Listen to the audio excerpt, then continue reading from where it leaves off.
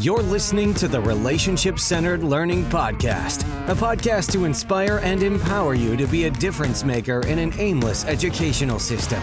Hear weekly from adults and students who are having a radical impact in the education space as they share from their minds and hearts, giving us practical tools that we can take back to our classrooms and campuses.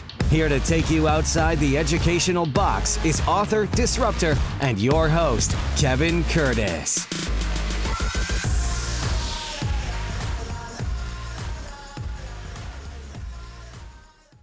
Welcome to the Relationship-Centered Learning Podcast, where we put relationships at the center of all learning. I am super excited today to have my guest, teacher Mr. Michael Bonner. Welcome to the show, sir. Thank you, man. It's a pleasure to be here. I'm really excited about this because I know this is a new venture for you, so this is great. Absolutely. Thanks for that vote of confidence. And so just like every episode, we always want to model, just like we do in the classroom, connections before we dive into today's content. And we do that in the GTKY format. So Michael, I've written down 5 questions. I made these very intentional after kind of following you on social media. So I noticed the other day you did your mile run, and then you mentioned something after your mile run. You were like, man, if I went up to the Waffle House. And so listen, it's really hard because where I live, there are no Waffle Houses. So when I travel, see that face? Okay. So here's my deal. When you go to Waffle House, what's your go-to? What's your go-to? My new go-to, at first it was the All-Star Special, but now one of my best friends, Carnella Austin, told me about the Grit Bowl, where you get grits, eggs, sausage, and bacon in this bowl. They make it nice and hot. It is an immediate nap. It's like the perfect breakfast on a Saturday when you done had a long week at work and you done graded papers and you just need to relax. The Grit Bowl. Trust me, people. Okay. Well, and I will tell you, so I'm an all-star. I'm an all-star, eggs over easy, hash browns covered, all bacon, chocolate chip waffle, and it's the only place I can get Mr. Pibb. So you know what I mean? Like when I walk in, it doesn't matter whether I'm in Nashville or Dallas, but in San Antonio, we don't have one. So trust me, when I see one, beeline right there. I cannot wait for us to get one. But when I heard you say that, I changed my question. I was like, I'm asking him, what's his go-to? Yes. So obviously you did share about on your mile run a little bit about your journey, and mine was the same, little weight gain. But my question, you was just asking this: what have you learned about yourself? What have you had to learn about yourself during this quarantine time that you you wouldn't have realized it had we not been in it? I was moving too much. I was moving way too much in regards to taking care of my body. And it's crazy because there was days where we're home, I was done teaching, and I just found myself feeling like I wasn't being productive because I was so used to teaching and being at a different state at least once or twice a week. So I learned that 1, I wasn't taking the proper time to rest, and 2, I learned about finances as well. So it was a nice little learning experiment for me, for sure. It's funny. I can echo both of those. Yeah. Finances, and weight gain, and just my body, just being in different places. Cause I'm, much like you, I was doing about 150 days a year, and I was just like, okay. And then when it slowed down, I slowed down. Then I started eating. So much like you, I can't run. So I had to create a gym in the garage, and I had to start like working out. But I do echo your message. Like, you just got to start somewhere and build from there. Mm-hmm. And I'm with you. I thought about your video because you say the lies you tell yourself. That's why. No. So here's what I had to hire: a personal trainer online, of course. But because I told him, I said, look, I know what to do, but I give myself too many excuses. So I need somebody to hold me accountable to tell me what to do, because I lie to myself all the time. Like, we all do. That's what was blowing my mind. Like, I believed it for so long until I got out there, because when I was really working out, I used to run a mile in 6 minutes. So I'm out here at 9:12 puffing. Like, I was like, okay, something has to change. I relate with you. All right. Question number 3, real simple one. Hey, what's your morning routine? They always say successful people, if you win the morning, you win the day. What's your morning routine? When I can get up, my morning emphasis on can. When I can get up, my morning routine normally is I literally get up. I fill this up with water the night before. So it's like 25 ounces. I've learned from my friends in the medical field, drinking water in the morning, hydrates your organs. I will get up. I will go and pour water, lavender, and peppermint in my diffuser. I'll make up my bed. I'll cut on NPR Up First podcast, which gives me the 3 events that's currently happening in 10 minutes. Start to shower up, and I'll get myself ready. And then before I leave out, I literally sit here in my apartment, blinds closed, and just try to just zone in and just meditate and concentrate before I attack the day. Because I'm learning if I can charge myself up and put myself in the right mindset to attack the day, I can mainly handle what comes throughout that day. That's good to know. The more I'm learning about this side of education and learning about entrepreneurs and success, I think you hear the same message. They all have some type of morning routine, ritual, thought process. And I love the way that they each individually do something different, whether it be healthy, working out, drinking water, but taking some time to get their mind right. So I think what I'm working on is trying to figure out what that routine is and what works for me. So that was a really genuine, but also selfish question to kind of steal.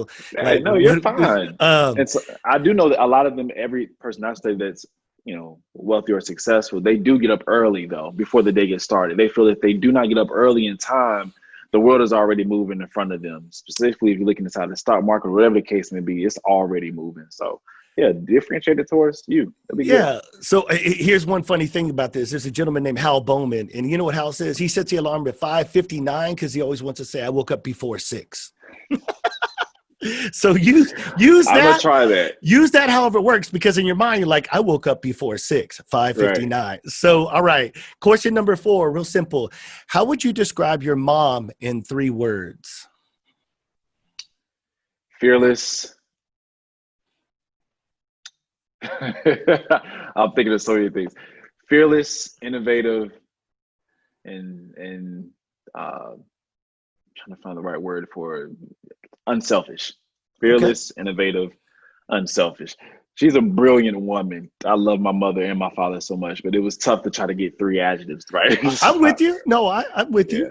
So last question. If you were in my shoes right now, and behind you said the Relationship Center Learning Podcast, and you were hosting this show, who would you want to interview?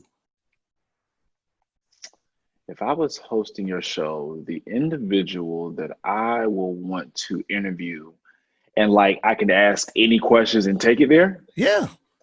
I'm gonna mess with him. I will interview Ron Clark.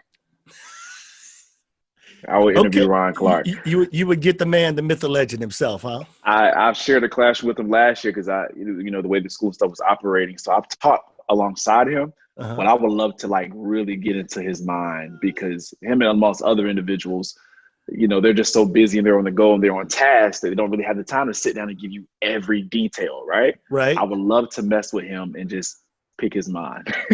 So we should set that up though. Yeah. You and I, I'll let you host. I'll just sit here and just be in awe of both of you. But we should set that up. That would be great to be able to hear not just Ron Clark, but I think somebody who works alongside of him, like you said in the format. That would be really interesting, the way you would pick his mind versus somebody like me from afar. All right, brother, that was 5. You got 5 from me. All right, here we go. So the first one, because I know you said something about Waffle House earlier. What is your favorite type of food? Asian cuisine. So that could be anything Asian. So it could be Thai, Japanese, Korean. Yes, Asian. Okay. The second one, because I love Asian food as well. Seafood is my favorite, so I can definitely understand Asian as well. The second one is going to be, what is your favorite guilty pleasure? So for me, I guess my guilty pleasure is it has to be insomnia cookies here in the South. They have this place where the cookies are just they literally melt in your mouth, and I know I shouldn't be eating them, right? So what is your guilty pleasure? It's a place called Small Cakes. So Small Cakes, I had not discovered them, but about a year ago, it was a total accident. I was in the Dallas-Fort Worth area, and I was like, I love cake. I love cake over ice cream. Right. And I happened to stumble in there, and I was like, this is an interesting place. And they're cupcakes, but they also make them in a jar. So they layer them like cake, icing cake in a mason jar with a lid on. Let's just say this. I grabbed 2, and then the very next day I came back and bought 6. And then when I left on the road, I said, can I get 6 to go? And then I came home and I was like, where's the Small Cakes? And there is one in San Antonio, but it's like I went to Corpus Christi. I'm like, y'all got a small cakes? Everywhere I go. And I was in Waco 2 weeks ago, and I was like, they got a small cakes. That place Right. is where I indulge. They have a cupcake called the Chocoholic. Okay.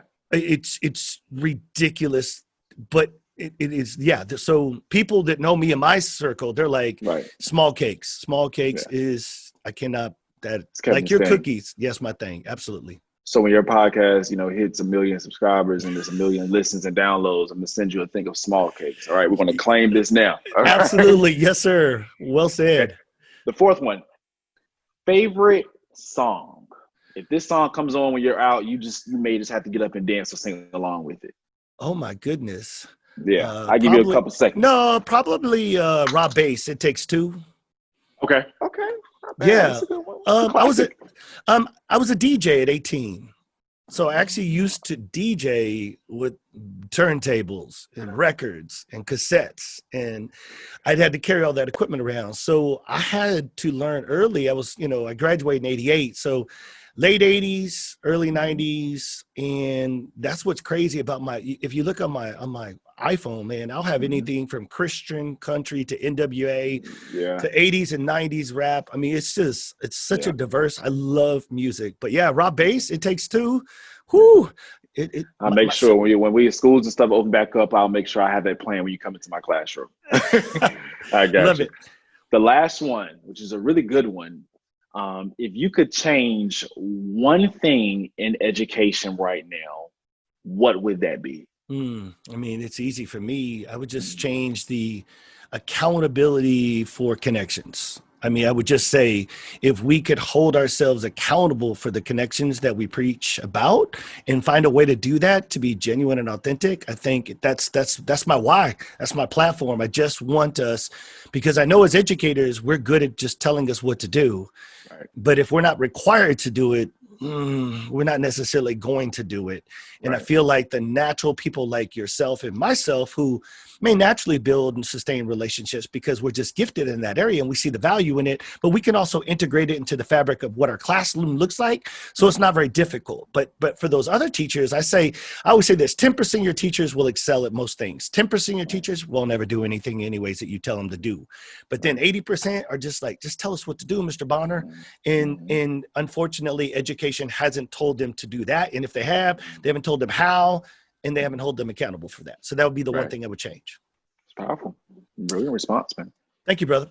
All right. So that's 5 and 5. So listen, teachers, educators that are listening, this is exactly what we want you to do in the classroom. We want you to get to know your students and get to know your staff before you jump into that content of the lesson of the day or even the content of that meeting if you're having a faculty meeting. So using GTKY questions. So if you're looking for an example of example of these questions, you can go to our website of rclfirst.com. That's rclfirst.com. And we've got a free resource for you. That's 25 GTKY questions. We've tried to pick the best questions we can for you. So that free resource is right there on our website, the landing page. So please check it out. All right. So as we get into today's show, I just want people to know who you are in general. So can you just kind of take them to a concise as who you are as a person, but also who you are as an educator? And I say that open-ended because your story goes in many different paths, but I just really want people to get to know who Michael Bonner is. And so you start where we need to go to, brother. Okay. I am a young man that is in love with the field of education in my profession. I am from North Carolina, so I'm definitely a country boy at heart. I have 2 amazing parents, Michael and Frida Bonner, and 4 amazing siblings as well, Dre, Bonner, Candace, and Kyla. And I'm just a family-oriented individual. I've been teaching for about 8 years now. Not only am I a teacher, I am an educational consultant. Not only do I do the speaking, I write books. I try to do a lot of different business ventures, try to get into philanthropy and investing. I'm just a person that firmly believes that we're not a one-lane street, that we're all our highways, and you just have to figure out how you want to maneuver between each lane and tap into each lane that you have inside of your life. So that's me. That's me, just willing to challenge the current status quo, willing to really look at all data to see what's happening, what's going on, and how can we bring effective change so that every child, regardless of where they come from, can step into a classroom, know that they're loved, and get the best instructional content possible. Wow, powerful message. So I will go as a fan of yours. I think when you hit, no, I'm saying when you hit like mainstream media, right? Mm-hmm. So, you know, when you get on the Ellen show and you're on TV and you're seeing all these things, right? And you're getting to celebrate. And I love the fact that when educators get celebrated, because to me, you know, the value of what we bring. And so Right. as you are going through that celebrity status, I mean, you are becoming well known for what you're doing in the classroom. Right. You know, when you go on these shows and you go through these experiences and the kids go with you, right? Mm-hmm. Yeah. As you grow in that kind of notoriety of who you're becoming as an educator, what's one thing that reshaped you or that you took from that as you grew in status? What's one thing that reshaped you or that you took into who you are currently than you were 8 years ago? One of my mentors told me, I asked him, you know, shortly after the Ellen DeGeneres show, and I was like, hey, does a moment ever leave? And they basically said, yeah, it does leave, but you just have to make sure that you keep the children first. And the moment you don't keep the children first, people will automatically sense that and draw back. So for me, that was sort of a natural thing to automatically do because I know I love my students. The students are on the Ellen DeGeneres show, like they're actually right there in their book. I talk to them now, play Fortnite with them now. I'm in a whole completely different state, but they at least know that I can still get some type of connection with him. And that was probably the easiest thing for me to hold on to throughout these years, is understanding how crazy it can be inside of the classroom, how many struggles teachers really and truly deal with, and how I can use my platform and my message and what I've experienced and what I have learned to just try to uplift educators and uplift the students that I come into contact with. So making sure I'm keeping in mind, why am I truly doing this? I firmly believe is what has helped sustain me and helped me evolve as a speaker and most importantly as a teacher. Because when you do get some type of notoriety or fame, it is very easy to leave the classroom. Let's be clear, you know, it's very easy to take an opportunity and just take off. But I know for me, I always said I always wanted to be a multi-billionaire teacher. And there's plenty of ways to do that. And I just want to be there because I love working with students and I don't see myself leaving the classroom unless God provides some crazy opportunity that I have to take up. And even then, I'm still going to be connected inside of the classroom. I'll be sponsoring 12 teachers every month or something crazy. So keeping kids first. That's been my mission ever since Ellen DeGeneres 2017. And I think I've been doing a pretty good job of that since then.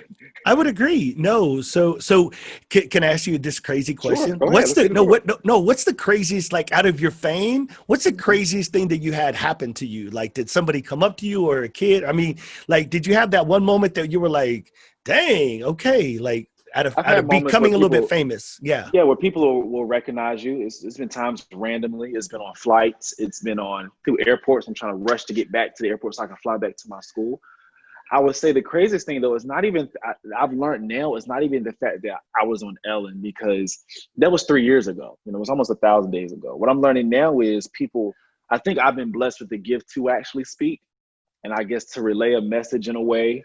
And I think one time I was at a certain conference and I finished giving the speech and they walked me, it's about probably 5,000 people there. Now they walked me through the side because it was released into lunch. And one person messed around and spotted me because we just had a blast for that hour keynote. It rocked it out. They spotted me. When they turned and saw me, like most people turned and saw me. So then it came from me walking to people crowding towards me. And the people sort of had to like block. And the next thing I know, I'm like in this little spot. And you know, I'm 6'5". I'm looking like, what's happening here? But it was just a moment of excitement because everybody connected. And I really connected with teachers to let them know that, you know, as educators, I don't care what society says, we have the best profession in the world. Yes, we're not paid as we should be, but we have a voice and we're not going to stop speaking until we have that voice. And we know that education is the most powerful tool in the world anyway. So it was just a beautiful moment, but that moment was really intense. Like, okay, this is real. Wow. Yeah. Well, I know when you spoke at our conference and we were really honored to get you as a keynote, one of the messages that I really took away, a couple things, but I love the way that you unpacked what I always say, for me, I always say some of us are stuck with a 1999 playbook in 2019, 2020, yes. Right? Yes. One of the things, will you go there for a minute and just kind of educate the listeners? Because you don't have the slides and everything, but just that mindset, take us there, because the way you do that, I think is really enlightening. And that's what I'm also trying to echo that same message. Right. But like, hey, today's students and today's classrooms are different. And we've got to try to get into that space in order to be successful. So take us through your little bit of mindset on that So piece. the very first assessment given out in the 1970s was done by the National Education Association, I believe NEA. There's one more letter that I'm missing inside of the acronym, but they basically did a survey and they gave out the standardized assessment, and they noticed that there was a substantial gap between African American students and white students in the 1970s. So right off the rip, right? During that time, we look back, it was a very intense time. Civil rights and a lot of things were going on at that point in time. But I need people to understand the very foundation of the education system was never built for people and students to be analytical thought leaders, critical people who can just break down problems and things. For the wealthy, if they could afford it, they would get that later on in their educational career. But for the most part, it operated like a factory, bringing people in, give them the basic information possible so they can get a job and keep the economy going, which is why it was sort of built during the industrial revolutionary age. So now I try to explain to people, and it's funny because I gave that keynote last year, and then all of a sudden COVID happened. And then you see people panicking because we have to lean a little bit more on technology, which is what we've been saying we probably need to be doing anyway with relationships and getting them to buy in. And the unique thing about that, even though we're doing virtual learning like myself, if you don't have a relationship with them, they're not cutting their camera on Zoom, and they're not logging on Zoom, and you can't suspend them. They're already home anyway. So it's like, so in that keynote, I just try to really relate to people that there are a lot of things that are outdated, and we need to really begin to question who said brilliance. When it comes down to saying that a person or is intelligent or a child is intelligent, who said that is the standard, right? Like, there are so many different, there's 8 different types of intelligence according to Gardner. There's so many different types of ways of expression that our students can show that they're learning things, but somehow we bottled it up to a paper and pencil assessment, and then we believe that that's the one gateway for students to actually learn.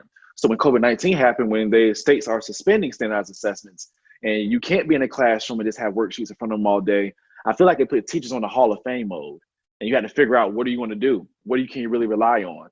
And yes, you can rely on your Google Classroom certification and the Apple certification, but without the relationship piece, it's all falling on deaf ears. Yeah, I love how you segue to that, because I'm going to be really transparent. I have never really had to embrace technology or virtual trainings, obviously, because it really wasn't something that we were pushing. And most of our business, everybody agreed, hey, Kevin, I'd rather have you and your staff come and deliver this professional development in person, because we also break out in small groups. So they get intimate small groups. So like, I'll lead them through the major information, and then they'll get to go practice these skills and drills. And so they love that interaction. But I will tell you, in the middle of COVID, all of a sudden I'm like, hey, I got a training Monday, Tuesday, Wednesday, Thursday, Friday, Zoom. And I have to tell you, to talk about the lies you tell yourself, man, I went in Monday, like, this is stupid. Like, why are we even doing this? How many people are even going to turn on their screens? All this stuff. And I say this because my attitude obviously affected the way that I was presenting that day. But I still came at it. But I started noticing, as you said, I started to not even think about it, but second nature. If I had a screen of 10, 15, whatever people, I would see a name and I'd be like, exactly, right, Michael? Or right, Sarah? And then I'm like, hey, Sarah, is that your dog in the background? Right in the middle of training, right? And all of a sudden, as you said, screens would start coming on. Yeah. Because people, and that was the first reflection piece that I realized is like, teaching to a blank black screen is with an initial is very difficult because you can't get any feedback. But I started to realize, and so I'm very honest about this. By the end of the week, I was in my jam. I was like, I was standing up now instead of sitting down. I was using people's names. We were using the examples. And as you said, I was empathizing and saying, hey, we ain't got this figured out right now. But you know what? We know this. You still have to figure out how to connect with kids. So let's just talk about that. And so I really, as you started to talk about that, that was my transformation, was starting to realize, like, this is our reality. And I say, we're still mid-pandemic. So we can't even, we've entered into this next school year. So as you enter this next school year, what are some of the challenges and things that you're having to work through coming back to the classroom? So for me, I was really planning on doing a lot of really cool novel studies inside of my 6th grade classroom this year, in person, and reading them out loud and having those discussions and being around their energy. But obviously you can't do that. So even for me, again, like as a speaker, like we were talking about, I have to figure out how can I evolve as a teacher. And I think that's one of the best things about being a teacher and a speaker, because I get the opportunity to tell people that, hey, I'm in this process as well. So one of the things I'm really looking forward to is with my new group of students, one, I have to memorize all the upcoming fourth graders' names. I automatically was doing things to build relationships before I came to RCA, but there's certain things that we do at RCA that just make us us, such as home visits. We make sure we go and visit every upcoming child and new student who comes to the school. Every staff member must memorize the student names that are coming into the classrooms and pronounce them correctly so they can feel at home and have that self-efficacy. So those are the things I'm trying to go through right now, and figure out how can I connect with them, because I'm not gonna be able to meet them at their home. We didn't even get a chance to do our welcome when students get celebrated in. We literally just cut on music, roll out a red carpet, and just throw a bunch of confetti and just let them dance down the aisle. It probably costs less than $20, right? But it's something that they look forward to. We didn't have that this year. So for me, the hardest thing I'm trying to figure out is how can I connect with my children outside of this being virtually? And then two, when they're up here, how can I build a beautiful synchronous or asynchronous lesson that makes them want to come back to class? Like if we don't have class today, they're like, yo, man, I wish we had Mr. Bonner today. So that's where my mind is going at right now. I see everybody else panicking and stuff, and I'm figuring out if I can just fix what's in Michael Bonner's realm in my apartment right now, I can help others and guide others as well. Absolutely. So you mentioned the Ron Clark Academy, RCA. So correct me, second year going in? Is that correct? It's my second year. Yeah. I was okay. last year. Yeah. So I can't tell you how many people I know in education have visited RCA in the past or want to, and those types of things. So what was it like to be hired? Exciting, what was it like? It was mind-blowing. Yeah. It was mind-blowing for me because the purpose of RCA is for educators to come, to learn, to collaborate, to build community, to take the strategy, stay in touch, and go back into your schools and spread that magic. And I took that seriously in 2017. My first time visiting was in May 2017. I went right back to my classroom, was on fire, just like I was before I got there, and was rolling. And then things happened. The next time the opportunity came up, and I'm like, well, hey, this may be pretty cool. And I was already going there for at least a year, just spending time with them, building connections with the teachers that were already working there. So there's a video when they announced me that I was hired. Because of the relationships I built with the students, you can sort of see the kids literally run up to me and jam me. Like they're just like, everybody's high-fiving and stuff. So there is a video of that. And it was just a beautiful feeling because at our school, that's what I think it makes it unique. It was built by two teachers. So they have things automatically there that feels great to a teacher. Like I don't have to worry about a bulletin board. Not saying bulletin boards are wrong or displaying student work is wrong. We still display student work. I just don't have to worry about, am I on the bulletin schedule this week? Make sure I get that done on top of everything else I have to do for the week, right? So that's what made it exciting for me, the chance to push myself and to become a better teacher. And I love it. I'm the youngest teacher there, but that makes it even better because I get to learn from outstanding, brilliant pundits who truly love kids, man. So I've seen that video. So what you're telling me is that video, you weren't already working there. No. They announced that. They announced it. So that video was them announcing that I have been hired. And the kids' reaction was the genuine reaction because I've already been around them for a year and talking to them, getting to know them. I may come and do a breakout session or something. And it was a really cool dynamic, man. God really, he really surprised me with that in that entire move. But being here has truly stretched me as an educator. I've never taught sixth grade reading before. I never taught fourth grade social studies before. Not only am I teaching it, our school operates as a professional development hub. So we have 700 teachers coming in every week to watch you teach. So it was a different type of pressure because we know you can get on stage and talk about educational theory, but it's different when you have an observation every week from people you don't know. Oh yeah, so you just took the average teacher that said, the administrator the one person just walked in with a clipboard or laptop. You're like, try doing it with hundreds of educators watching you on a weekly or regular basis, man. That's incredible. You find comfort because I know that we all are evolving. I know there isn't a perfect educator. There are some that do amazing things. There's some that do great things. I'm great at presenting information. There's maybe some things I'm not really good at, but I'm open to learning what I'm not good at and then becoming an amazing at what I'm not good at, right? So it's okay to feel that anxiety. Yeah, for sure.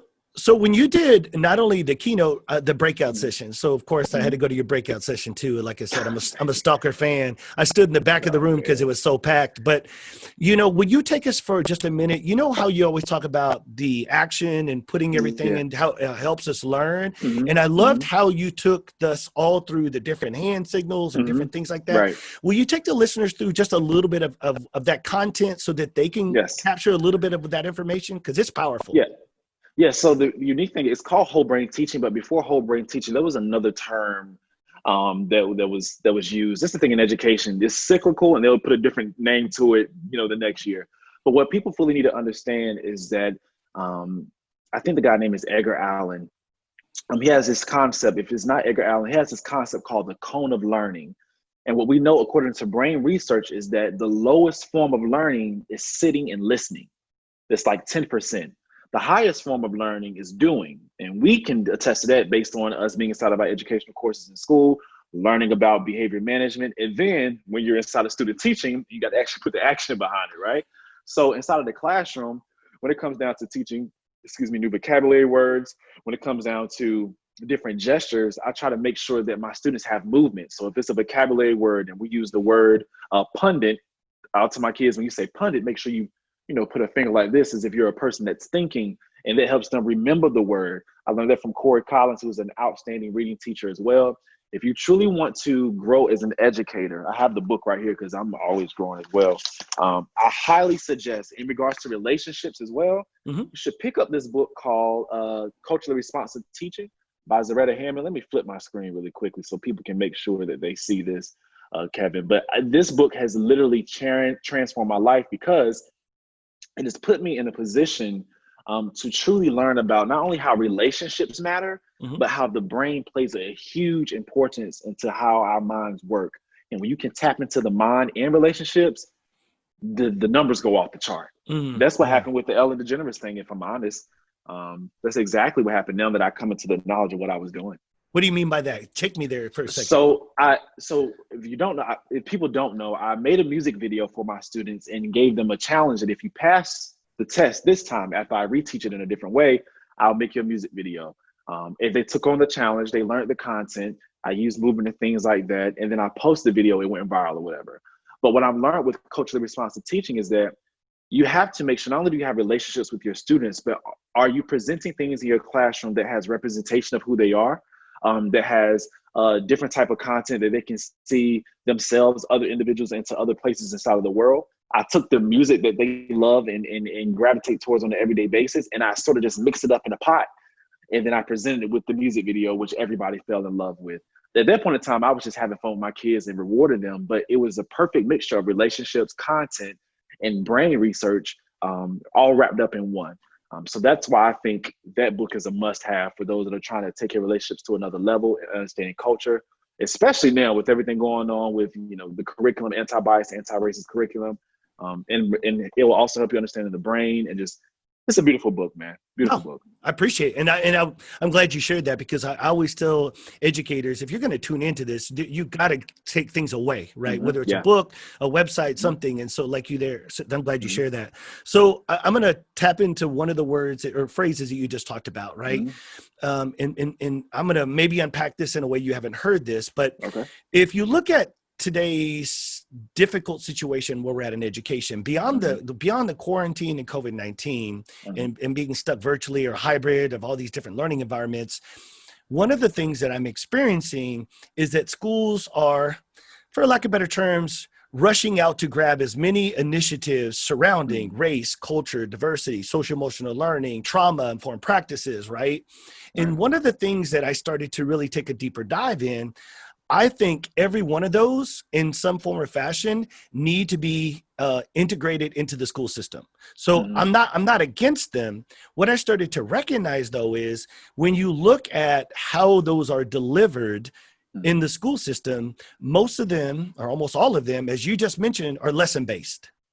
Does that make sense? Yeah. In other words, you're going to go out and whether you get social emotional learning lessons, race, culture, diversity, as you just talked, they're kind of that lesson based. And one of the things that I started to recognize particularly, and again, I'm not picking on it, but identifying social emotional learning. It has 5 competencies, and competency number 4 is building relationships. And so my mind went, as I started to research this, my theory is that when you look at how these are all brought into schools being lesson-based, the byproduct of them is that they blend relationships simultaneously or while you're unpacking that lesson. And what I was trying to really emphasize, as you said, going into this school year, because this is going to be a different platform than any, have we considered what initiative are schools bringing in that we're going to have crucial conversations, but that don't surround race, culture, diversity, social, emotional, or trauma,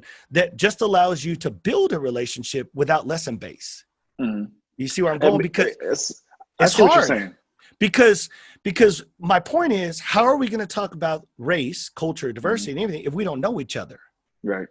And my thought process was, maybe sometimes what we're bypassing the idea, connect before we get into the content. So I see what you're saying. You're saying before you hop to the lessons and curriculum, you probably didn't know each other within the room first so that we can take a deeper dive. Okay. Right. So, but my point is I'm saying relationships before social emotional learning, relationship. In fact, what I'm saying is RCL before SEL, RCL before race, culture, diversity, because the tools that we bring to the classroom are only GTKY. They're not lesson based. So it was really important that when I started to develop the tools, much like RCA was built by educators, we built tools that were built by educators for educators, because unfortunately lesson-based curriculums are still curriculums. And unfortunately what schools are doing is they're emphasizing and putting so much weight on those, and they're forgetting that the goal is to build relationships as a byproduct of going through that lesson. What I'm saying is, have we considered, how about just building a foundation of connections with some tools that don't allow us to discuss those things yet? Because then if we have that basis of connections, I'm able to understand different points of view, and I'm able to listen better, and I'm able to do those things. And so when I throw it out there like that, what's your thoughts? So from what I'm understanding, you're trying to make sure that there is an establishment of a relationship in not only just in the classroom, but what I'm hearing is you're trying to make sure that there's an understanding of community before you start diving into those deeper topics and conversations. And by doing that first, you can allow for true transparency and honesty to happen. I can understand that. And honestly, I run my classroom that way. Before I start diving into any type of deep or heavy topics, our entire school, we make sure that we lay the foundation that we are a community, that your thoughts and things are respected, but you will be challenged in that, because that's the process of learning, right? What I am glad to see is that, because for a while I noticed inside of education there were a lot of platitudes that relationships matter, and we know that relationships matter. So it is good to see that people are sort of breaking down under the umbrella of relationships matter. What else other than relationships? How can we? Is it social emotional? Is it dealing with race? Is it dealing with diversity? Is it dealing with the curriculum? I'm glad those conversations are happening as well. So I can agree with you that there has to be some type of establishment of norms and some type of connectivity there first before you start having those tough conversations, specifically inside of your school systems. I've seen times I've had to have those conversations with complete strangers. There's not enough time to have that relational piece. Well said. Well said. Yeah. No, and I agree. So when you look at that and you think about, okay, and as a student, when you were growing up or in your teaching career, if you go back to it, where was a moment that you realized that those connections and relationships that were laid as a foundation made a difference in either you as the student or you as the teacher?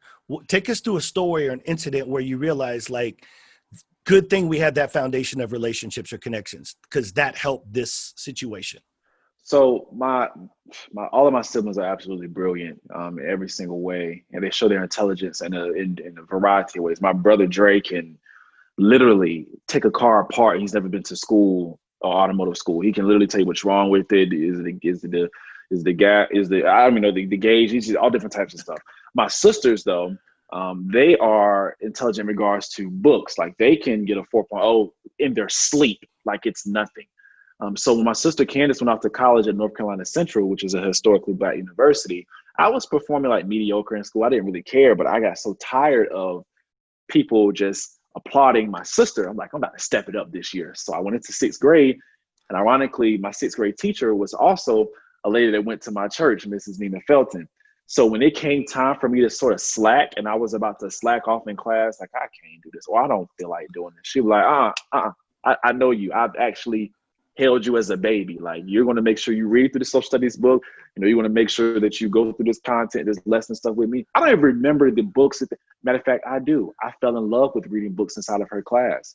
I do remember that. I fell in love with reading the books inside of her class, the Redwall series. And she just challenged me because she knew me. And believe it or not, for that 6th grade year, I had like all A's. Like, it was taking everybody by surprise. But I think because of her just having that, me having self-efficacy and confidence in her class, me seeing somebody that looks like me seeing those discussions and things happening in the class, it just motivated me to just really take off. And when I had those moments, it showed me, okay, I can really do this. Okay. So Joe Beckman was on an episode, and we were talking about a great conversation, and he mentioned something to the effect of like teachers being vulnerable, right? Mm-hmm. And he had said, you know, I don't know why the word vulnerable makes us uncomfortable, but he said, what if we replace the word vulnerable with the word ordinary? Mm-hmm. And so we had started talking and come up with a phrase of like, I believe the extraordinary teachers are also great at being just ordinary. So, you know, be extraordinary, but also be ordinary. In other words, I cannot tell you, out of all the episodes that I've recorded, somehow every conversation, somebody says, paraphrasing, somebody always says, you know, treat us like we're human, or see us as we're human. And so I keep coming back and I see the word ordinary. While you're an extraordinary teacher, Mr. Bonner, you got to be ordinary sometimes, do you not, for your students? And just be like, I always say, it's okay to not be okay in education, or it's okay to be it. But does that make sense that you are this extraordinary, famous teacher, speaker, entrepreneur? You are creating so much content and such a motivation change in this world. But aren't you just ordinary too for your students? Ordinary. I feel it. I feel sad. I felt depression. Well, depression about 2015. I felt the wave of emotions. And that's the unique thing about me creating the YouTube channel and stuff that's going on right now, is because I'm really just documenting. I'm not even looking at it as creating anymore. Gary Vee says people look at creating content, take on this really heavy mindset. For me, I'm just documenting. I documented my step into my classroom for the first time. I document Sunday talks and where my mind is at. And my students watch it. In fact, one of them called me the other day and was like, hey, Mr. Bonner, you mentioned this in one of your videos that this happened and such. Like, can you tell me a little bit more about that? And we dove right into it. But they also know that the teacher that comes into my class and serves me, he's also a full man. Mm-hmm.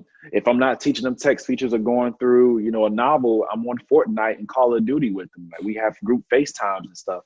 Those things, that's why I stay by the quote, you can't demand a withdrawal from somebody you never invested in, because I'm being vulnerable for them. I'm holding them to high expectations. I'm letting them know I love them. And when it comes time for me to actually get something from them, they're more willing to listen to me and more willing to be challenged by me because of that relational piece.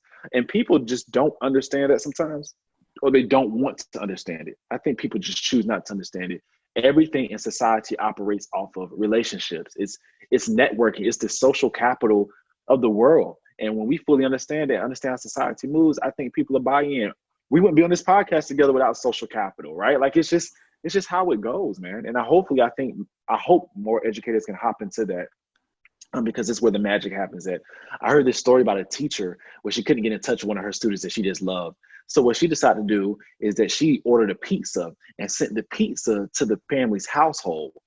Because the phones were off, she left her number on the receipt and gave the tip to the guy and said, make sure that they get the number. The family was able to contact her because they didn't have her number saved. Like, that's the type of mindset I'm trying to have and take into the rest of the school year. Not only just going the extra mile, but letting them know, I really care about you so much. And I only want to feed you, but I'm gonna leave my number to make sure that, you know, we stay in touch with each other. So that's what you just described. That's why people can't understand why I love educators, because not every person, and I'm not putting down any other profession, but the way that I started saying this at the beginning of the pandemic, you know, a pandemic cannot get in the way of a teacher's heart. Like, you see people teaching through glass doors at a house, you know, teaching math or whatever. You see, I saw a teacher in the back of a truck take. Yeah, I saw that too. Yeah. Mexico. So I mean, that when you see that, like it not only inspires me, but it makes me proud. Yeah. So proud to continue to always just be a fan and proud of educators. So I'm going to flip that question. And Okay. so I'm going to tell you now, when was a time when you reflect, either you as a student or when you were as a teacher, when the lack of connections and relationships impacted that story or that incident? So for me, it was this past year. Whenever you're a newbie or a new teacher in any environment where the norms and things are already established, you have to figure out your way and find your way. You don't know every child. They were familiar with me, but they've never been taught by me. It's a difference, right? I can pass in the hallway, but actually us being face to face. There was one particular kid, I love him to death. He is so smart, so brilliant. But he would constantly try to break certain rules because he thought I didn't know what the rules were. And it almost became a game to him until I sat down to talk to him one day and gave him like the ultimate pouring. Like the ultimate pouring for me as a teacher is you just flood them with so much love and confidence. They sort of like throwing off that you've been talking to them. Like, dude, listen, man, you are so brilliant. You are so smart. Like, I love when you come to my classroom. It makes my heart happy when you sit in the front and you're ready to rock and roll. And when we're discussing things in class and you're answering, you're raising your hand, it makes me so happy, man. You have no idea. If you could, what's going on with this situation right here? Explain this to me, why you keep breaking the rule, knowing that I'm going to give you the consequence. And it took it to a deeper level. And one, like the next week, he did it one more time, but I took it up another level because I recognized I didn't have a real connection with his parents. And that was the key. So I called his parents one day. He came in the next day, like he was just a little bit more on his toes. Like he wasn't trying to play as much. So that was one of the moments for me, because as teachers, we will have those students who will try it. It doesn't matter where you teach at RCA. It doesn't matter if you teach at a private school, a charter, public, a prestigious school, a school backed by celebrities or not. Kids are going to be kids. They just need structure. And when you don't have the relational piece along with the structure, you're setting yourself up for failure. So at that particular time with that child, I did not dive in deep enough into that relational piece. Not just him. What about his family? What about his community? What about his coaches? What about his hobbies? I had to go a little bit deeper with him. And I'm glad that I did. Yeah, no, I think we all have those reflective moments. Sometimes if we own it, we're just like, okay, I just need to go here, there. And I was interviewing Jonathan Grant Brown the other day. He's an avid and a motivational speaker. And he had talked about Kevin, for him being in foster care and all these different situations. He said the educators that helped him be successful and get his master's degree and get to college were the ones that said, okay, I've done everything I can, but then they take a big deep breath and then say, but I'm going to keep going. Like they don't give up. Right. And so I feel like that's the hardest part for some educators, is when we feel like we've hit the wall and we feel like I don't know what else to do. And in your mind, you've checked every box. You, like you said, I've connected with him. I've redirected him. I've given him the expectations. I have routines. I'm building relationships. And then all of a sudden, once you, as you said, we tell ourselves lies. We convince ourselves we've exhausted everything. But then there's some educators that don't allow their minds to go there. And if they do, they don't stay there. Does that make sense? Yeah, I do believe, man, that I think I had so many crazy experiences from students swinging and hitting and throwing chairs and trying to build those relationships that it builds this level of stamina inside of you. It builds this wherewithal, this perseverance muscle. And I have coworkers from my previous school that would tell you literally every day when I had a bad day, I would change my entire classroom makeup around, the seating and everything, just to like switch it up. Okay, this was bad. That didn't work today. Okay, we had a disruptive behavior today. When they come in tomorrow, watch how I mix it up, and they're going to come into something new and fresh. They're going to be like, well, what is this? So I think if people can just find a way to tap into that muscle, tap into that particular strength and that mindset, it can make a big change. And you can't just do it by yourself. You have to have a community of strong teachers around you who will allow you to be vulnerable and who will allow you the space to grow. You know, everybody wants to be a great teacher till it's time to do what great teachers do. And sometimes what great teachers do is not necessarily easy. At our school, we have a rule that if you tell a child you want to do something, you have to do it. There is no you better or you have to do it, because we don't believe in giving out those empty promises. And keeping that muscle going so you can hold on to those promises isn't always easy, but when you have people around you to help support you and they kept pushing you, to keep pushing when you feel tired, it helps. It helps big time. So I'm gonna go there. I always remind them that in order to change the culture to more relationship centered, it's not just one pathway. It's not just getting the teachers to connect with the kids. The staff has to connect with each other. Yeah. I always say it's classroom connections and campus connections. All right.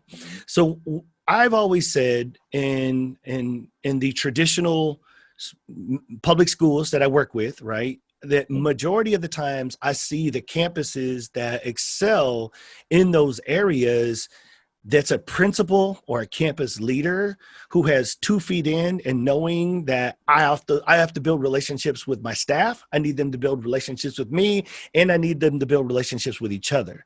Right. So I can only assume that at the RCA Academy, that has to be embedded into your culture. Or can you take us through what it's like and what y'all, if you do anything, or just some insight on how do you guys create campus connections for the adults?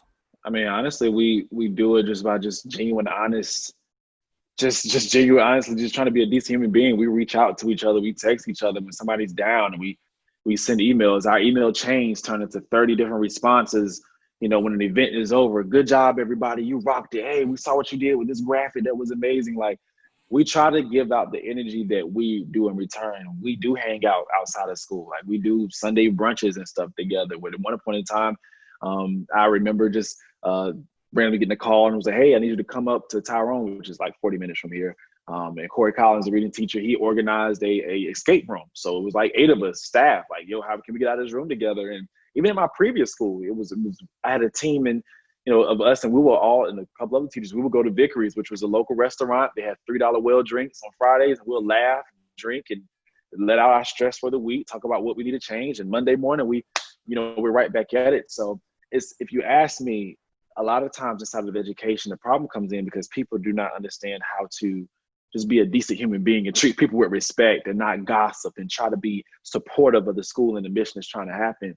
And at our school, we make it so much of a norm to support each other that when you don't, you stick out like a sore thumb. And nobody really wants to stick out like a sore thumb. People fail to recognize inside of a negative culture, we have negative teachers. They normally don't operate individually. They oftentimes operate in packs. And nobody wants to be that one teacher that's just being negative and gossips all the time and things like that. So at our school, we make it to be weird to be that way. We truly, genuinely care about each other. And we make it in every effort: text, phone calls, Zoom hangouts.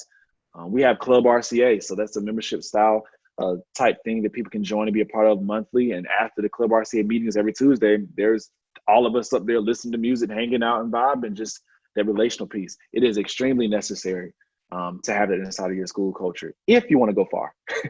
No, that's well said. If you want to be successful. And I'm glad that you said that, because I think a lot of people are like, well, how do you do that? And I'm like, well, as you said, if you're genuine and authentic and real, and you have no hidden agendas, and we generally put our best foot forward for each other. I like what you said, because when I was a principal, that was my philosophy. If you are going to be some type of cancer or, some type of parasite in our campus, I want it to stand out.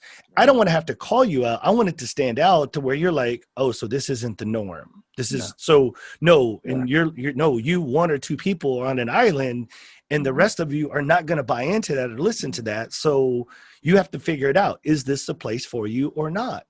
Right. And I just think that what people are wanting more like anything else with the kids is we want a fast fix. We want to be able to change culture like that. And we want to be able to buy a book or buy a box and read something, and it's going to change a culture.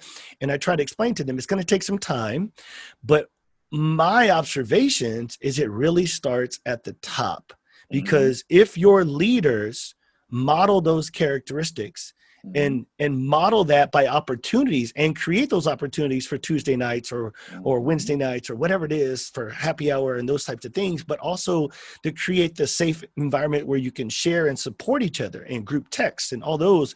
I think that the more support, I always say this, I have this phrase called power and permission. If a administrator and a campus leader will give you permission, in other words, when I work with staff, I come to a campus, for example, Michael, I'll say, principal, I need you to stand up in front of this entire staff before I even get started. And I need you to say, why am I here today?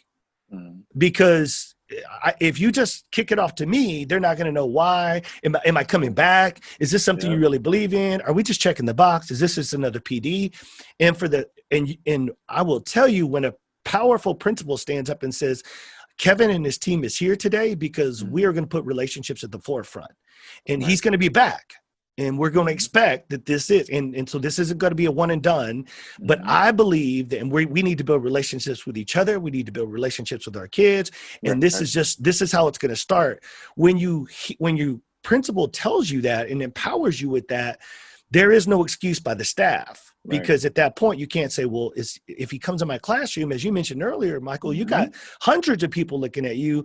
If you have to stop class, or if you integrate building relationships into there, it's not going to be frowned upon. It's going to be excited, right, to see that. What are your thoughts on that as far as integrating it into the system? I think it's brilliant, and I think it's really smart that, like you said, it goes back to setting the tone. Last year, I remember Beard and Clark stood up at the retreat and basically said, we're ready to rock and roll this year. Nobody's going to outwork us. Nobody's going to work as hard as us this year. I'm dedicated to making this year amazing. So when your leadership steps out there and says that, knowing the amount of tasks that they have, as a family member, you're almost like, okay, I can't let them carry that weight by themselves, because if they do, it's going to throw off the balance, right? So I think having that mindset, setting that tone, automatically sort of helps create that equilibrium that we all need to be on board when I can make magic happen. Okay. Yeah. So I'm gonna throw this scenario at you, not in the RCA Academy, in the general public schools where a majority of us are struggling. My experience is we love to talk about the importance of relationships and connections and building with kids. Sometimes I'm also going to throw it pre-pandemic, because again, this is so pre-pandemic general education setting for a majority of schools across America. We love to talk about the importance of relationships and connections, but then a variety of pressures and things pushes things around on our plate, right? And then what happens, in my opinion, and my observation, is sometimes it could be standardized testing, it could be another initiative, different things. But when those other things start crowding our plate, my observation is the first thing that we always abandon or we push to the side is relationships. Have you ever sensed that when you work with schools and talk with people? Do you ever get that message? Even in the RCA, the unique thing about being there is we have put so much equity into building relationships that when that stress test comes and pressure comes, when COVID comes, our natural inclination is to get close to each other and sort of figure out which strategy we need to take. Like, we don't just do home visits. Like, at the beginning of the year, we literally take a picture of every child's face and lay them out on the floor. I mean, we're talking about 150 kids, and we go and code them by a sticky dot to see which ones do we know the most, which ones we haven't had a lot of interactions with. And even at previous schools, what I'm learning, when that pressure hits, oftentimes people just fail to recognize that that's just the perfect time to come together and to try to combat whatever situation is going on inside of a particular student's life, or whatever the case may be. And they allow that stress to truly affect that relationship. They allow stress to make them become triggered and stressed. And next thing you know, they're lashing out at people. And that's never going to help anything. We're all mad at each other. Being mad at each other because COVID is here it's not going to help anything. It's still going to be here, right? It's still going to disrupt things. How can we position ourselves in a way to bind closer together to figure this thing out? Whose strengths can we play off of? Who knows most about technology? Who knows most about curriculum? How can we just partner together in this process? And I think that's what I've learned with different schools that I've worked with, is that some of them have a natural inclination because of the work they've done before a disaster or something happens, or before a stress test comes, whether it's standardized assessment, whether it's parents that may be a little irate in the office. They have already put in and work with each other, that when those situations happen, it's not as easy to break them apart. And people fail to recognize the importance of putting those investments and things in. It's just the same concept in just the savings. When you're putting those deposits in over and over again, when an emergency does come up, you're not at your last hoping, how can I make this happen? you have enough equity within that account to make something come. So at the Ron Clark Academy, is Mm-hmm. there an expectation that you are to build relationships with kids? Is that an expectation? That's automatic. They wouldn't hire you if you wouldn't. Like they, it's an automatic kind of piece. And what makes it like for our school, you are required to eat lunch with the students. Great teachers don't mind eating lunch with the students anyway, because you get a chance to really get your ear in and figure out what's going on, right? Like it may be inconvenient because you want your time. Yeah, I get it. Right. But my past 8 years of eating lunch with my students has not done any harm to me. What it has done is let me figure out if I've triggered them before we went to lunch, and how can I adjust my lesson and stuff after. So those are requirements at our school, and I embrace them. Every great teacher embraces them. No, I love that, because see, that's exactly what my whole message is about. When it's required and just expected, then you're going to meet that expectation. Yeah.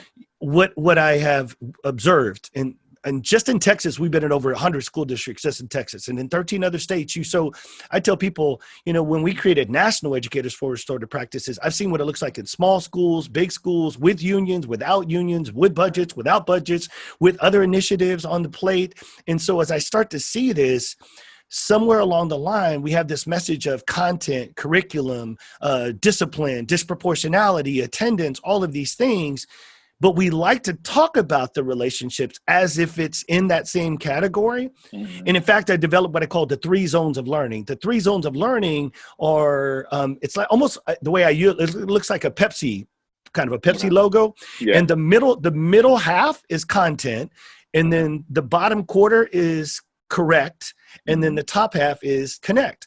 And I look at it as 3 cylinders, as an engine, because there was a teacher said, well, I don't know where you want me to be at in the classroom. Do you want me to be teaching? Do you want me to build relationships?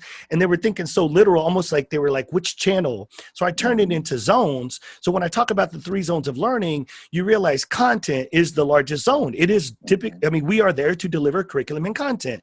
When I move to that smaller quarter section on the correct zone, this is where attendance, behavior, disproportionality, and all of those things fall into that category. But it's also in those first 2, those are the 2 where every school in America is evaluated in. Right. But when you go to the connect zone, there is no relationship report. There's no accountability for connections. So it's something that we love to talk about. But when you work in an environment where it says this is expected, and it will be expected. And if you don't meet that expectation, then as you said, how can you work at a place like RCA? Yeah. So what I'm hoping to get this message out is, if you're a principal, and I know right now, Michael, I've gone to campuses and they're accelerating past other campuses in the district. Yeah. And my opinion is it's because they're running on all 3 cylinders. When you go down a hallway and you see a 4th grade teacher, but the rest of the 4th grade teachers are kind of lagging behind, that teacher has engaged all 3 cylinders. And despite what education has told me that I'm not accountable for it, I know it's important, and I'm going to put it into my classroom. So you've seen the value of it. The teachers at RCA get hired knowing that they're all, that we click on all 3 cylinders and more. Yeah, it's just that I'm struggling to help other educators. And I think the best compliment I ever got was, he said, Kevin, for 20 years, I've been an administrator, and we have typically focused on relationships for the first 5 days of school. And then after that, I've been guilty of like, hey, don't forget to connect with kids, and, don't forget, but I've never really held them accountable or anything that. And he said, I've been preaching the importance of relationships, and what you finally showed us is how to do that. Right. Because the 80% of the people just say, just tell us how to build relationships, because I don't naturally do that. And I believe that those educators want to do better, but nobody's teaching us in college. Nobody's teaching us in alternative certifications or teacher certification or preparation. They don't specifically train you in the tools to build and sustain relationships. They just tell you the philosophy and the approach that it's important. But then when it really comes down to everything else on our plate, I didn't really get taught how to do that. So I don't know really how to go back. It's like muscle memory. I don't know how to go back to those muscle memories. Does that make sense to you? It does. It makes a lot of sense. And that's why I try to make sure, even when I'm giving speeches and stuff now, I'm working on that, that when I present a theory like relationships matter, okay, what 3 strategies are you doing to ensure that relationships matter? How do you build those relationships in your classroom? How do you create that community in your classroom? How do you make space for discourse and tough conversations? So I do believe that is extremely important and extremely critical And even if there are teachers, because I've been in a struggling school system before, like you have to make sure that you try to find somebody in your school system that is like-minded. I think Chris Edmond once said in regards to mentorship, don't find somebody that you assign to, find somebody that you're aligned to, in a positive way. So aligned to meaning if you know that John in kindergarten loves children and loves building relationships with them, is constantly looking for creative ways to teach the content, you might want to line up with John. Even though you may not teach kindergarten, you may teach fifth grade, but at least you know you and John can feed each other's fire. And next thing you know, you may spark somebody else inside the school system.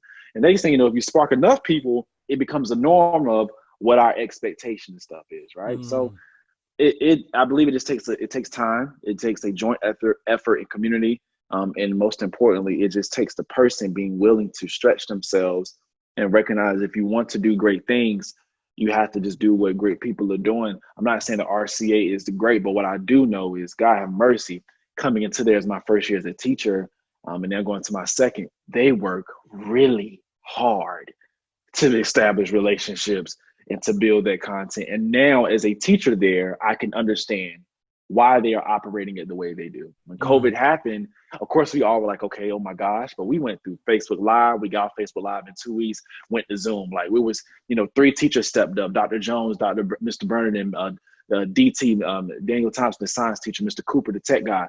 They literally went through and gave us a quick 30, 40-minute thing on Zoom to make us figure out, help us how to get used to teaching classrooms. Miss Angelita Williams, we call her the boss queen. She does everything. She was helping us set up our classrooms and stuff. Like people just started, hey, they don't need to get mad and frustrated. Who can do this? Who can do what? We start delegating different things, right? Because some people like myself wasn't, a professional inside of just using technology. So those things matter. People, if you work hard together and you have your focus on doing what's right for kids, there is literally no wall that you can bust down. And I know this is a different time because this is literally the health and life of individuals with COVID-19. Correct. But if you can find a way to join hands together and come on a common voice and a common stance of how can we put our students in the best position to be safe and learn, you can't lose. This is the wrong time to disrupt and go crazy. Imagine it's just the wrong time. Yeah. Well, so first of all, I love that assign versus align. That's a mic drop moment. Oh, yeah. Yeah, that was a good one. And what I also heard you say is like when you say go find that kindergartner teacher, John, and then you just talked about what the staff at RCA kind of rallied together. We always saw that the contagion effect. It's like good cooking, right? Why do people flock to RCA? Because what's cooking over there? It's good cooking. It's good for the soul of educators to come in and experience all cylinders running in a true life setting where educators are being stretched. And I think what I'm really appreciating is the fact that even though it's only been 8 years, I can just tell by your facial expressions, people can't see it. Like your first year, that sounds like it stretched you that first year. So imagine teaching 2 grade levels that you never taught before. I don't have a classroom. I'm sharing a classroom with Ron Clark. So he's watching me teach, and then I'm watching him teach. And then I'm going through the different trips, the different experiences, the different engagements. School is over for us at 3, study hall until 4. We have events till 6 sometimes, along with the educator training days where teachers are coming in every week, 500 to 700 teachers per week. And then we have the nerve to go to online learning and then build up Club RCA along with still doing trainings, along with still doing online free webinars, doing the amazing shape where we had 200, 250 kids on Zoom, and we're at somebody's house literally with masks on, moving children in and out of each room to make sure we properly interview them. It's been stretched, but what it taught me is the pillars of RCA, academic excellence, relationships, community involvement, family involvement. Those things were really being put to test. And that's what happens. That's why I try to explain to people, like the message I gave at, your conference. COVID, it was nothing. God have mercy, it wrecked a lot, but it was a stress test to see where is your true foundation at. And it's going to expose you. And what happened is I got exposed in my personal life. Some schools got exposed, so we got exposed as an entire institution in regards to education because we should have been able to sort of adapt a little bit quicker to online learning. It's a thing, but yeah, RCA has been a good challenge. But the amount of growth I've had it would have probably taken me 2 years to grow in this 1 year that I have. Right, right. Well, it's accelerated growth. So as we start to kind of come towards the end, let's talk about that growth and who you are now in Bonneville. And I want people to get a sense of who you are outside of RCA, who Michael Bonner is, what's Bonneville, what are you up to? What are you excited? I want you to also share your little hashtag legacy over likes, right? Yeah. So this is an opportunity. I want people to know and be excited about what you're doing to make a difference in this, not just in education, but in this world, Michael. Okay, so for me, Bonneville, well, I've always wanted to just be an individual who is wealthy, because where I come from, you don't see wealth often. So because I understand inside this capitalistic society, money is really what makes things change and happen. So for me, I established Bonneville as a company in 2017, shortly after Ellen DeGeneres. And what I made sure I dedicated was that I dedicated my company to supporting students and supporting teachers through all the business endeavors and stuff that I have. I am the teacher that knows about how you have to fill up your closet with extra snacks and deodorant and stuff, or baby wipes. So when students come in, they need those basic needs, you have them. I am the teacher that knows that when you want to go take a field trip and the gas is $200 and the county is talking about they don't have the money, where's the money going to come from? So I have dedicated, my life in a sense of using my business and my philanthropy and my charisma to help fund teachers who are truly trying to do amazing things. They just don't have the backing and stuff behind it. And I really enjoy that. So that's what Bonneville is. It's a community. It's a group of people that are just relentless and just loving kids and don't mind challenging things that are wrong. Don't mind having conversations about reform. And I love that. So recently, I have the entire legacy over likes thing. That is a saying I developed last year, because when you have a platform and when you do get to go on Ellen or NBC Nightly News, you have the ability to get caught up in the likes and in the glamour of social media and putting up this, nice persona and stuff. And I just don't want to live that life. I don't want to leave that legacy. I want my legacy to be wherever that man went at. Not only did he speak the truth, but he brought great energy here, and he made sure that he stayed dedicated to children and teachers. And that's what I've been focused on. So what I've been working on during quarantine is I've developed a YouTube channel, man. Just been having fun documenting things I'm doing in my classroom, lessons I may have learned throughout the week. I showed my new classroom yesterday. And it's been really cool staying in touch with teachers and just showing them that, hey, yes, he may be this quote unquote teacher, but he struggles as well too. And I'm documenting how I'm pushing through those struggles. So when another major moment happens, success happens, they can't say, well, it just happened out of nowhere. I'm literally documenting all over, online how I've progressed to that moment. So outside of a teacher, I'm a giver at heart, and I'm just trying to give as much knowledge and also provide and give as much capital to teachers that would truly help change education. I saw what that trip did for my students to California with Ellen. And once you see something like that, it will change your life forever. And that's why I established Bonneville. That's kind of why I'm also just as passionate and in love with what you do, because I think when I started, I left public education knowing, okay, I got to have a job. So unlike you, I did fall for it. And my reason leaving education was not to be a consultant or even try to chase money. I just realized, okay, as an administrator leading the district in suspensions, I'm a cog in the wheel of the school to prison pipeline. And when you can't unsee some things once you recognize the data and what it says, right? So I just realized piloting the first restorative campus in the state of Texas, and people were leaning into me and saying, we need to hear what that was like. So, helping publish a book in 2016 and what that was like with 6 other people about getting it up off the ground in Texas, that was great. But I will tell you what I loved about this work is what you said. I was so passionate. I'm like, hey, how do I take what we're doing with capital and pump it right back into schools? Washers, dryers, backpacks, right. Teachers, Amazon wish lists. Right. And being really honest, I don't do this for the money. I do it to make a difference. Like you said, I love your legacy over likes, because that's ultimately what I'm also trying to do. I want to leave this world and this education world better than what I found it 22 years ago. And for me, the best way to do that is to be genuine, authentic, real. And as you said, I'm a joyful giver. And I will tell you, I struggled because we've never marketed We've never marketed. We've never really been on social media. It's very passive and those types of things. But I will tell you, as an entrepreneur, one thing that somebody shared me with a piece of advice, because I just like, hey, I'm not about making the money. And they said, look, this is a ministry for you. And I said, absolutely. And I said, God gave me this platform to make a difference, because I was actually in the second master's in Christian ministry. I thought I was going to be a youth pastor. And so what I told me was, and he said, look, Kevin, if there's no margin, there's no ministry. Facts. And I was like, oh, so you really took it there, because the more, even though, yes, we make money and we're not a nonprofit, but what we do with the money has to be key, because I want to make a difference. Like you said, I want to leave a legacy.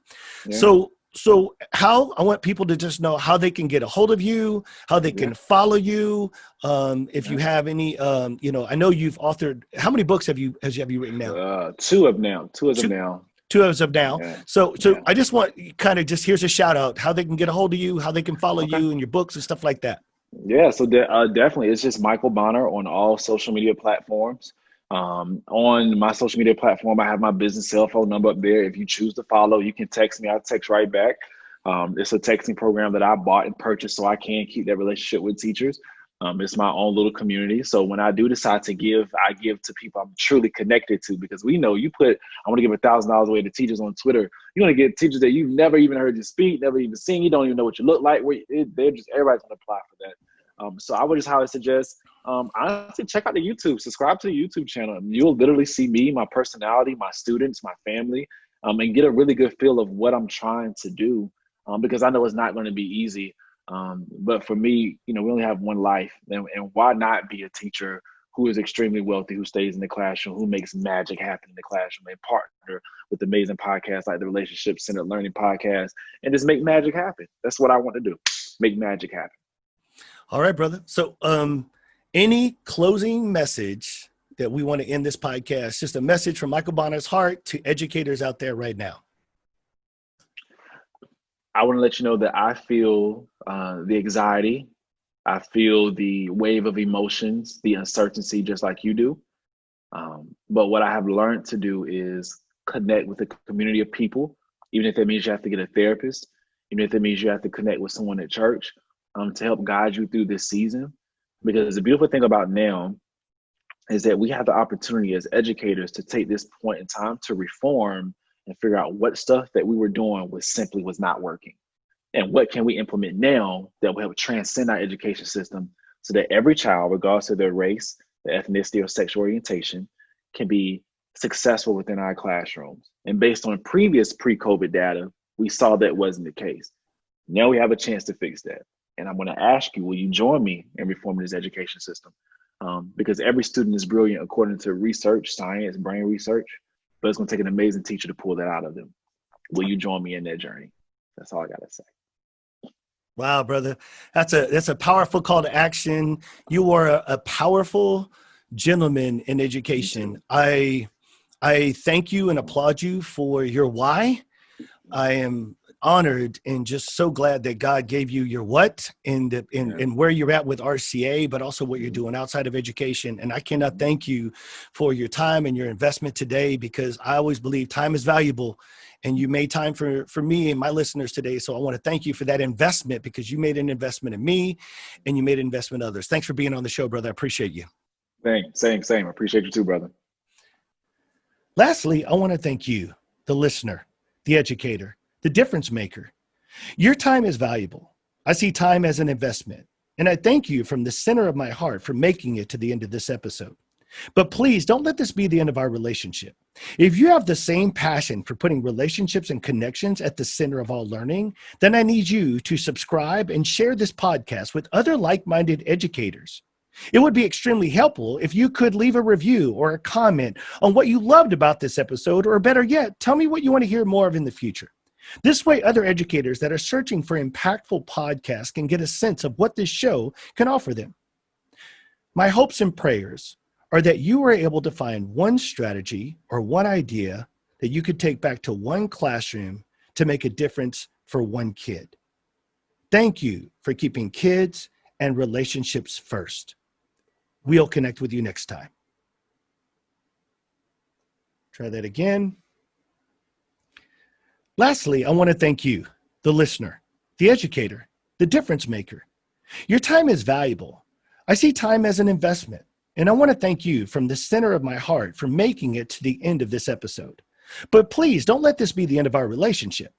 If you have the same passion for putting relationships and connections at the center of all learning, then I need you to subscribe and share this podcast with other like-minded educators. It would be extremely helpful if you would leave a review or a comment on what you loved about the episode, or better yet, tell me what you want to hear about more in the future. This way, other educators that are searching for impactful podcasts can get a sense of what this show can offer them. You see, my hopes and prayers are that you were able to find one strategy or one idea that you could take back to one classroom to make a difference for one kid. Thanks for keeping relationships first, and we'll connect with you next time.